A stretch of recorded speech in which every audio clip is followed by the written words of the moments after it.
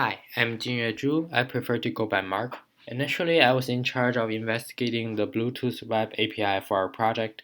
However, upon browsing through various documentations, I found there are issues associated with this idea. We realized that the web Bluetooth cannot be made to connect two web browsers between computers, because in their definition, a web browser is defined as a center, while other electronic devices are defined as peripherals. You can only connect the center to several peripherals, but not the two center devices. So this means that we could not use Bluetooth handshakes to make friendships like planned in our original vision. So we pivoted our design to utilize the IP addresses of users to make decisions on friends. We hope that this social network not only provides users the chance to talk to each other through messages, but also enjoy and have fun on our platform. So I decided to add a music room so that users can upload their music to a shared playlist, and this playlist can be played by all the users on the platform simultaneously. So let me show you how these functionalities look like. I already created an account with our platform, so after I logged in, you see all the posts on the left side, and there's a profile section of mine. And below the profile section, I can see a music player. Right now, our database hosts have 8 songs in total, and these 8 songs are fetched whenever the home screen is refreshed. So you can actually click on it to listen to music.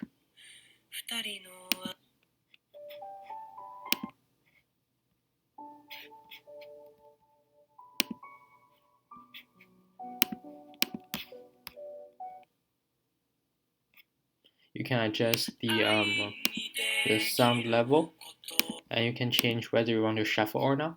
So yeah, it's a really cool functionality so that users can not only view and comment on posts, but also just click on the music player to listen to music in while they are working.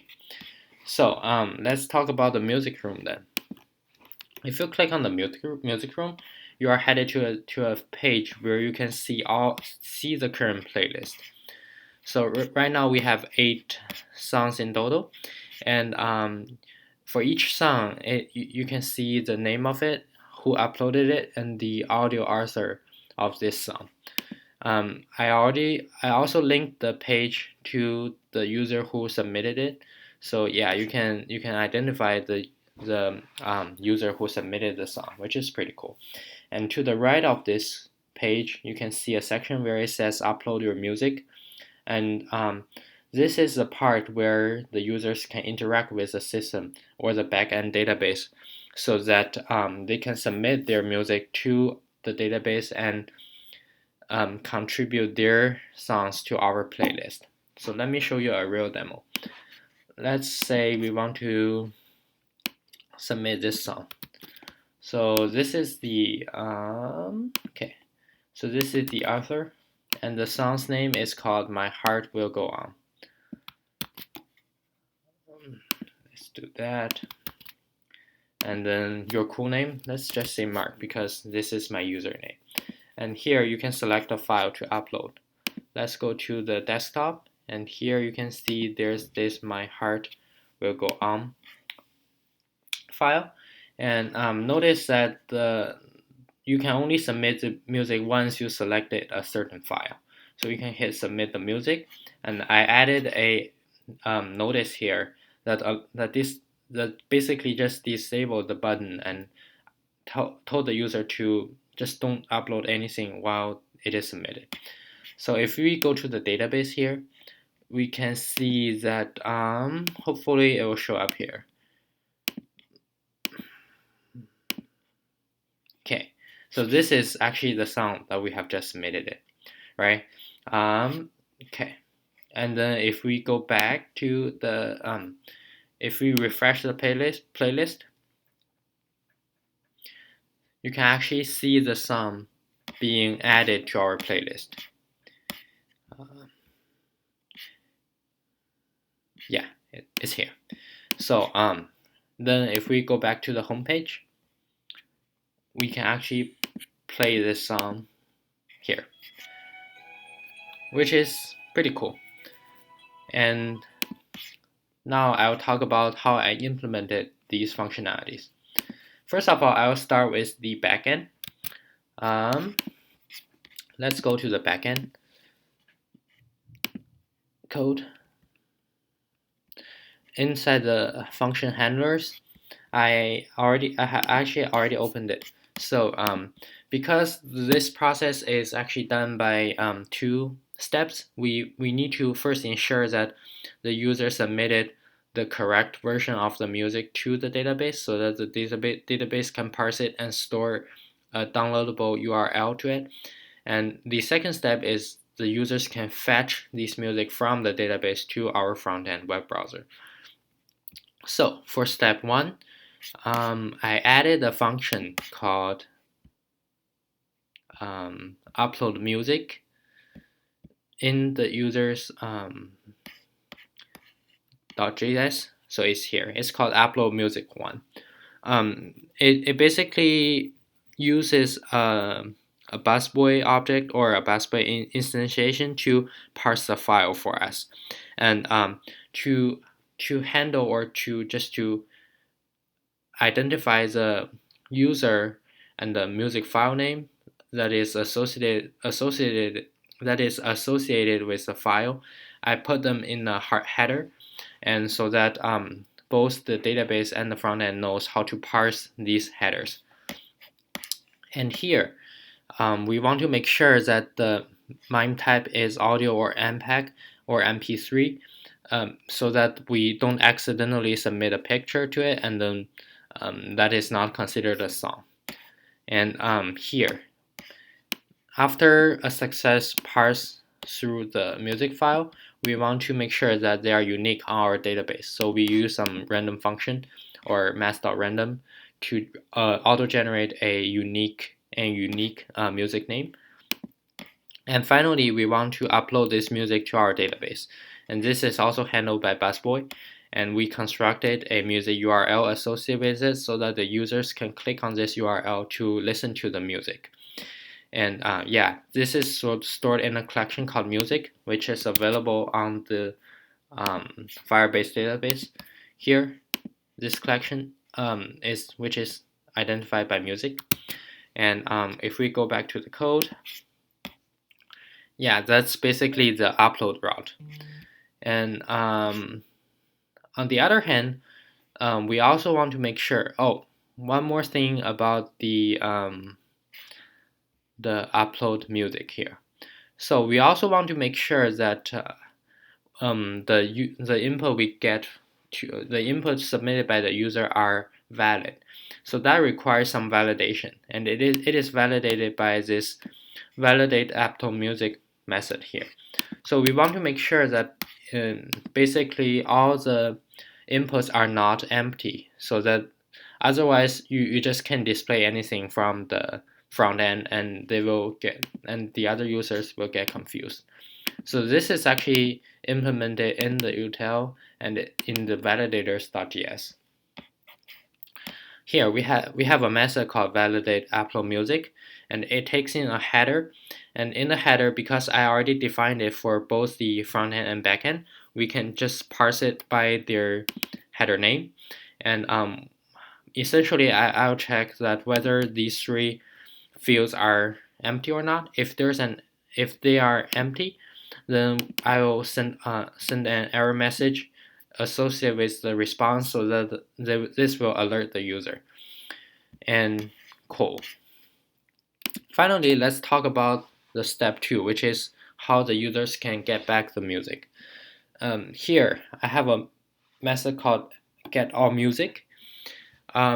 Essentially, this calls on the DB database, and it asks for a collection called music, which is already created on the database, and we want to get all the data. So using the code here, I basically check that for each document, I'll identify the 5 fields associated with it and then submit it through a JSON object, and I'll catch other error otherwise. So these backend functions are already tested through Postman. and so that I make sure that they are working correctly on the back end. And now I'll talk about my front end code. In the front end, there are also two parts. The first part is the music player. The second part is this music room. It actually took me quite a long time to have this music room working as planned, so I'll talk about that in detail. So if we can, because as you can see on the music room platform, we basically divided the entire page to two sections. On the right, there's this upload your music, and on the left, there's this huge playlist that holds all the songs. So with that in mind, we go to the pages here, and we can click on music room. After a bunch of imports and style definition, we see we see that I have defined the music room as a component, and here I used a material UI import called container, and I've defined it in a way with some parameters. This is actually after several trials, I found the correct parameter to use so that I can divide my page into those two sections. So here, this is a section, and this upload your music is another section. So in the first section, I used a list to hold my recent playlist, and in the second section, I first put my music upload component here, and then after several line breaks, I added a button called refresh page so that this will refresh this page and add the newest upload song to the collection. Okay, so let's go to the top here. In the component deep mount function, I want the music room to automatically fetch the playlist from our database after this component is mounted. So this is super easy to understand. And for this class, I kept several states variables associated with it because this involves some change with the playlist, because initially it's going to be empty because there's a process that you are fetching them from the database. And here I use axios.get, and this /playlist corresponds to the backend function that I have created. And this refresh page function is associated with the refresh button, and essentially it just refreshes the page and recall this component dot did mount function. And yeah, that's basically how I implemented the music room. Oh, one more thing is this music upload functionality. This is actually another component, and let's go and take a look at that. I think it's on the profile. Yes, so if I click on music upload, essentially I have written a separate component that defines the layout and the inner components of this block, and then I imported it to the music room component and added here. So yeah, let's take a look at that. So in the music upload function, I use the similar logic of creating several state variables, and you can see that the music name, author, and handle are initially empty because when the user has not inputted anything, it's just going to be empty. And okay, sorry about that. And yeah, so because this is a process that user is going to select a file and submit it to our database, we better make sure that we have a handler that handles the submit operation. So here, this handle submit button handles a proper submission of music to our database. We use this axios.post to submit a music file to our Firebase database. And here I have already specified the header associated with it so that the backend database can realize it. We will catch any errors associated with it, and we'll set loading to false. This is associated with the UI part of this music upload, so that when the music is uploading, you can see there's a small circle circling around on the submit button. And here, these logic, I will not go into detail because this is associated with the state change of our buttons and our text fields. It's I feel like yeah. Let's talk about the UI part and how I implemented this logic. So here we have 3 text fields, and each text field has a helper text and an error, such that if I just select a song, let's say I select this song, but I don't put the name Arthur here, this is considered a bad practice. So if I submit this music, I should actually see an error from my text field saying that this is not allowed. Okay, it shows that must not be empty. So in essence, this is a process that the database will alert the user that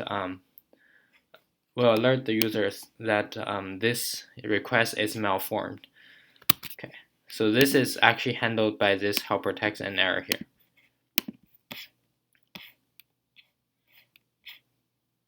Okay, yeah, that's actually about it for our music functionality of our application, and hope you enjoyed it.